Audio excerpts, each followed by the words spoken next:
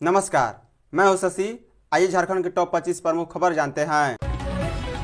झारखंड में धान खरीद सिर्फ 29% तेजी लाने का निर्देश। राज्य के पंजीकृत किसानों से अब तक महज 29.45% ही धान की खरीद हो पाई है। झारखंड में धान खरीद की शुरुआत 15 दिसंबर से हुई थी। तब से लेकर 8 फरवरी शाम 7:30 बजे तक 17,67,531.10 लाख क्विंटल धान की खरीद की गई है। यानी 55 दिनों में महज 29.45% ही धान की खरीदारी हुई है। बता दें, यह स्थिति तब है जब बीते 8 जनवरी को खाद्य सार्वजनिक वितरण एवं उपभोक्ता मामले विभाग ने धान खरीद पर नाराजगी भी जताई थी। सभी जिलों को धान खरीद में तेजी लाने का निर्देश दिया था। राज्य सरकार ने 15 अप्रैल तक 60 लाख क्विंटल धान खरीद का लक्ष्य निर्धारित किया है। ऐसे में अब बचे 66 दिनों में 42,32,468 धान खरीद विभाग के सामने चुनौती है। बता दें, ई उपार्जन पोर्टल के मुताबिक राज्य भर के 737 योजनाबद्ध एमएसपी केंद्रों में कुल 2,48,055 किसान रजिस्टर्ड हैं। दिल्ली में भाजपा सरकार बनाने का रास्ता साफ। दिल्ली की सत्ता में भाजपा ने 27 वर्ष बाद शनिवार को धमाकेदार वापसी की है। 48 सीटें जीतकर राजधानी में भाजपा सरकार बनाने का रास्ता साफ हो गया है। 2 बार से सत्ता पर काबिज आम आदमी पार्टी 62 से घटकर 22 सीटों पर सिमट गई है। वहीं कांग्रेस लगातार तीसरी बार खाता नहीं खोल पाई है। जीत के बाद मुख्यमंत्री के नाम को लेकर भाजपा में मंथन शुरू हो गया है। बता दें, सत्ता विरोधी लहर में पूर्व मुख्यमंत्री अरविंद केजरीवाल, पूर्व उप मुख्यमंत्री मनीष सिसोदिया, दिल्ली सरकार में मंत्री रहे सौरभ भारद्वाज, रघुवींद्र शौकीन जैसे बड़े नाम भी हार गए हैं। आपके केवल 15 मौजूदा विधायक अपनी सीट बचा पाए हैं। वहीं भाजपा ने मतगणना की शुरुआत से ही बढ़त बना ली और अंत तक इसे कायम रखा है।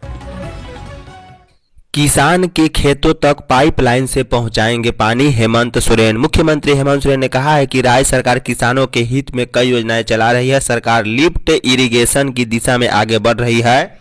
हमारी सरकार अब कई जगहों पर पाइपलाइन के जरिए खेतों तक पानी पहुंचाएगी। मुख्यमंत्री शनिवार को बिरसा कृषि विश्वविद्यालय में 10 फरवरी तक चलने वाले एग्रोटेक किसान मेले के उद्घाटन समारोह में बोल रहे थे। मुख्यमंत्री ने कहा है कि राज्य में कृषि क्षेत्र के विकास के लिए मजबूत कार्य योजना बनाई जाएगी। किसान वर्ग के लोग अधिक से अधिक पैदावार कर सके और उन्हें बाजार भी उपलब्ध कराया जा सके, ऐसी व्यवस्था बनाने की जरूरत है। इन पर विमर्श करते हुए एक बेहतर पॉलिसी बनाने को लेकर राज्य सरकार प्रतिबद्ध है। उन्होंने कहा है कि सभी जिलों में किसान पाठशाला स्थापित की जाएगी, जहां किसान खेती की आधुनिक तकनीकी, पशुपालन, मछली पालन समेत अन्य गतिविधियों की जानकारी और प्रशिक्षण लेंगे। रांची से महाकुंभ के लिए सीधी विमान सेवा 17 से। रांची से प्रयागराज के महाकुंभ के लिए सीधी विमान सेवा 17 फरवरी से शुरू हो सकती है। इसके लिए रांची एयरपोर्ट अथॉरिटी ने 28 फरवरी तक उड़ान की अनुमति दे दी है। यह विमान सोमवार, बुधवार और शुक्रवार के दिन प्रयागराज रांची प्रयागराज के बीच उड़ान भरेंगे। विमान सुबह 11:30 पर रांची आएगा और दोपहर 12 बजे उड़ान भरेगा। जानकारी के अनुसार महाकुंभ के लिए इंडिगो एयरलाइंस ने फ्लाइट शुरू करने की अनुमति मांगी थी। एयरलाइंस के अधिकारी के अनुसार प्रयागराज से अनुमति मिलते ही टिकट बुकिंग शुरू होगी। बता दें कि रांची से प्रयागराज कनेक्टिविटी विमान से हर दिन 3,000 लोग जा रहे हैं। वहीं अन्य स्थानों के लिए करीब 8,000 यात्री आवाजाही कर रहे हैं। झारखंड में शराब दुकान के लिए लॉटरी को लेकर नया अपडेट। राज्य में नई उत्पाद नीति लागू करने की तैयारी है। इसे लेकर राज्य सरकार ने 4 नियमावलियों के गठन का निर्णय लिया है। उत्पाद एवं मद्य निषेध विभाग ने इन 4 नियमावलियों का ड्राफ्ट जारी करते हुए 16 फरवरी तक आम जनता एवं सभी हितधारकों से आपत्ति व सुझाव मांगी है। इसके बाद इससे संबंधित संकल्प जारी होगा और फिर 20 फरवरी तक लॉटरी का नोटिफिकेशन भी हो सकता है। इस नए उत्पाद नीति के लागू होने से 1 अप्रैल से शराब की खुदरा बिक्री निजी हाथों से होगी। वर्तमान में झारखंड बेवरेजेज कॉर्पोरेशन लिमिटेड के अधीन सभी दुकानें संचालित हो रही है। इन दुकानों में प्लेसमेंट एजेंसी के कर्मचारी कार्यरत हैं, जहां एमआरपी से अधिक वसूली, बिक्री की राशि सरकारी खाते में जमा नहीं करने सहित कई विवाद सामने आ चुके हैं। मैया सामान के लाभुकों को एसएचजी से जोड़े। पाकुड़ समानालय सभागार में उपायुक्त मनीष कुमार की अध्यक्षता में Jharkhand state livelihood promotion society की बैठक हुई है। डीसी ने कहा है कि जो परिवार अभी तक स्वयं सहायता समूह से नहीं जुड़े हैं उन्हें यथाशीघ्र समूह से जोड़ा जाए। साथ ही मैया समान योजना के लाभुकों को भी समूहों से जोड़े। डीसी ने समूहों के लक्ष्य के अनुसार क्रेडिट लिंकेज के दस्तावेज बैंकों में जमा करने का निर्देश दिया। समूह की दीदियों का बीमा 100% करने और सभी माइक्रो इंटरप्राइजेज की निगरानी ब्लॉक प्रोग्राम मैनेजर की ओर से सुनिश्चित करने को कहा। महिला लखपति किसान का एंट्री 10 फरवरी तक पूरा करने को कहा है। डीसी ने सभी प्रखंडों में बीडीओ के साथ समन्वय स्थापित करते हुए जेंडर रिसोर्स सेंटर खोलने का भी निर्देश दिया है। रांची में बर्ड फ्लू की पुष्टि के बाद पशुपालन विभाग अलर्ट। झारखंड की राजधानी रांची में एक बार फिर से बर्ड फ्लू का नया मामला सामने आया है। इसकी पुष्टि के बाद जिला प्रशासन अलर्ट पर है और राज्य के पशुपालन विभाग के द्वारा भी पोल्ट्री फार्म के सर्वे को तेज कर दिया गया है। जांच में बर्ड फ्लू वायरस की पुष्टि हुई है। बता दें, बर्ड फ्लू के इस नए मामले की पुष्टि 6 फरवरी को हुई है। गौरतलब है कि बिरसा वेटनरी कॉलेज के पोल्ट्री फार्म के मुर्गों के नमूनों को जांच के लिए ICSR NASEDH भोपाल भेजा गया था, जिसमें H5N1 एवियन इन्फ्लुएंजा की पुष्टि हुई है।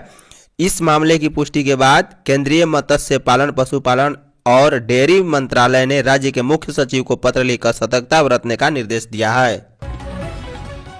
साइबर अपराधियों ने झारखंड के डीजीपी का फर्जी फेसबुक प्रोफाइल बनाया। साइबर अपराधियों ने झारखंड के डीजीपी अनुराग गुप्ता का भी फर्जी फेसबुक प्रोफाइल बना दिया है। कुछ लोगों को उक्त प्रोफाइल से जब फ्रेंड रिक्वेस्ट गया तब मामला सामने आया है।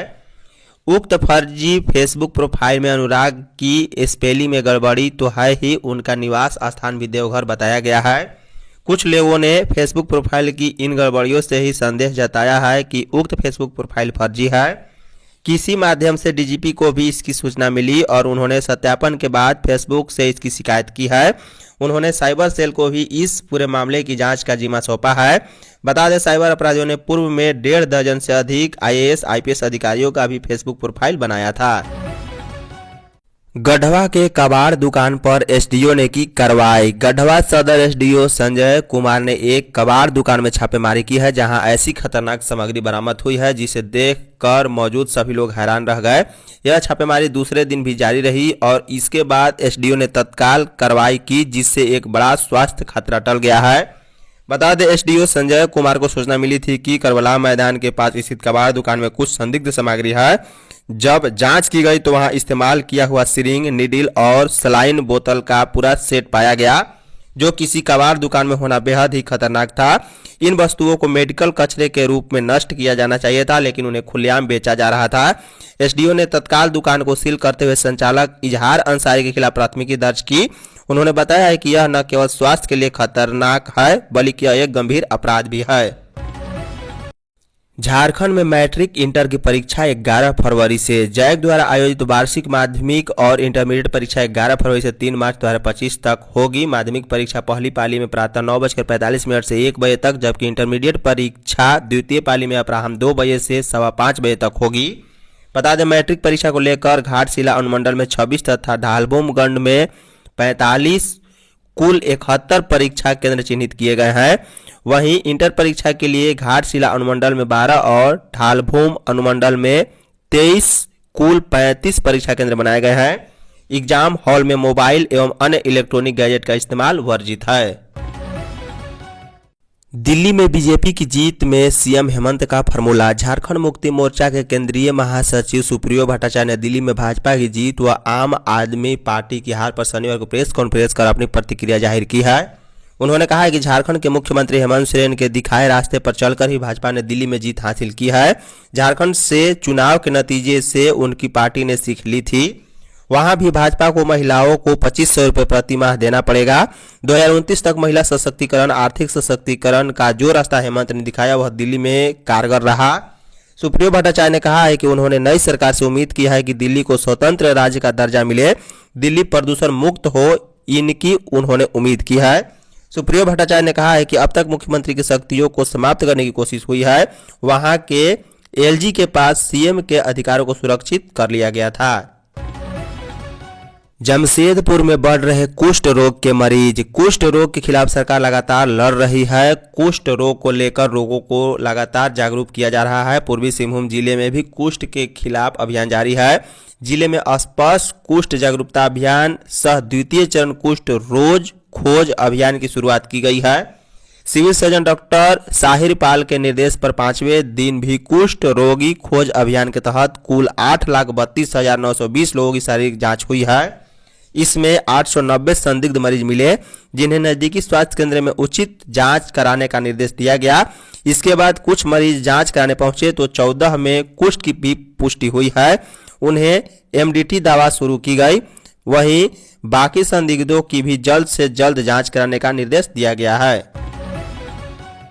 फर्जी डोमिसाइल पर सीआरपीएफ में ट्रेनिंग कर रहे 6 पर एफआईआर। पूर्वी सिंहभूम जिले के जादूगोड़ा थाना क्षेत्र स्वासपुर के सीआरपीएफ कैंप में ट्रेनिंग कर रहे 6 लोगों का डोमिसाइल प्रमाण जांच में फर्जी पाया गया। इस मामले में कैंप के डिप्टी कमांडेंट विक्की पांडे ने जादूगोड़ा थाने में सभी के विरुद्ध प्राथमिकी दर्ज कराई है, जिसकी जांच जादूगोड़ा थाने की पुलिस कर रही है। घटना 21 जनवरी 2025 से 5 फरवरी 2025 के बीच की है। आरोपितों में उड़ीसा के सुंदरगढ़ जिले के बीरा मित्र पुत्र के बलिया पोस्ट के हाथीबाड़ी निवासी मनीष कुमार, सचिन राज और सिकेश शाह, सुंदरगढ़ जिले के सुरदा ग्राम निवासी विकास कुमार, टेटेकले ग्राम के बिट्टू कुमार और राउरकेला के सरला मार्केट के मेहताब रोड निवासी मनु कुमार शामिल हैं। झारखंड के सभी जिलों में स्थापित होगी किसान पाठशाला। बिरसा कृषि विश्वविद्यालय रांची में आयोजित 3 दिवसीय एग्रोटेक किसान मेला 2025 के उद्घाटन समारोह में मुख्यमंत्री हेमंत सोरेन ने महत्वपूर्ण घोषणाएं की है। उन्होंने कहा है कि सरकार झारखंड के उन खेतों तक लिफ्ट इरिगेशन के जरिए पानी पहुंचाएगी जहां सिंचाई की सुविधा नहीं है। मुख्यमंत्री ने कहा है कि राज्य सरकार किसानों के हित के लिए कई योजनाओं को संचालित कर रही है। उन्होंने बताया कि सरकार ने यह निर्णय लिया है कि सभी जिलों में किसान पाठशाला स्थापित की जाएगी, जहां किसान भाई बंधु खेती की आधुनिक तकनीकी, पशुपालन, मछली पालन सहित अन्य महत्वपूर्ण गतिविधियों की जानकारी एवं प्रशिक्षण लेंगे। इसके अलावा राज्य सरकार ने यह भी निर्णय लिया है कि झारखंड के किसान वर्गों के लोगों को 1 लाख से अधिक कुआं निर्माण योजना का लाभ मिलेगा।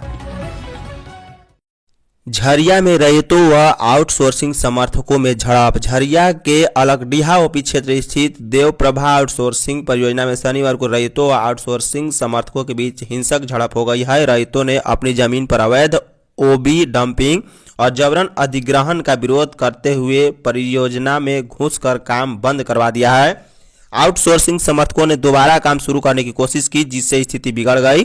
झड़प में ग्रामीणों ने आउटसोर्सिंग परियोजना के 1 दर्जन डंपरों और 2 डीजल टैंकरों को क्षतिग्रस्त किया है और 2 दर्जन से अधिक बाइक को भी आग के हवाले कर दिया। घटना में थाना प्रभारी सुमन कुमार समेत आधा दर्जन से अधिक ग्रामीण घायल हो गए। घायलों को SNMMCH में भर्ती कराया गया है। पीडीएस दुकानदार पर कम राशन देने का आरोप। पोटका प्रखंड के जादूगोड़ा से सटी ग्वालकट्टा पंचायत के गौंड गांव के शासन घुट्टू के ग्रामीणों ने पीडीएस राशन डीलर पर कम राशन देने का आरोप लगाया है। कार्डधारियों शनिवार की शाम राशन डीलर निक्की हंसदा के खिलाफ उसके आवास के सामने प्रदर्शन किया। पंकज छल बड़ाइक मांडी विश्वनाथ सोरेन ने कहा है कि डीलर राशन में लगातार कटौती कर रही है। 20 किलो की जगह 15 किलो चावल दिया जा रहा है। इसी तरह आवंटित 30 किलो के बदले 15 किलो चावल देकर भोले भाले कार्डधारियों को ठगा जा रहा है। उन्होंने प्रशासन से डीलर का लाइसेंस निलंबित करने की मांग की है। इधर पीडीएस डीलर निकी हंसदा ने ग्रामीणों के आरोप को निराधार बताया और कहा है कि सरकारी नियम के तहत ही कार्डधारियों को राशन दिया जा रहा है। झारखंड में जल्द रिलीज होगी फिल्म ए धरती हमारी। साउथ फिल्म इंडस्ट्री के चर्चित एक्टर सह फिल्म मेकर आर नारायण मूर्ति ने ए धरती हमारी नाम से एक फिल्म तैयार की है, जो 22 फरवरी को झारखंड के सिनेमाघरों में रिलीज होने जा रही है। इस फिल्म में मानवीय संवेदनाओं पर फोकस किया गया है, जिसमें एक्शन, कॉमेडी और ट्रेजेडी का भी समावेश है। बता दें, इस फिल्म को संवारने में झारखंड और बिहार की कई फिल्मी हस्तियों ने अहम भूमिका निभाई है। नवाब आरजू मूल रूप से झारखंड के चाईबासा के रहने वाले हैं, वहीं अली खान मूल रूप से बिहार के गया जिले के शेरघाटी के रहने वाले हैं, वहीं सैयद फुरकान अहमद मूल रूप से रांची के रहने वाले हैं। धन्यवाद।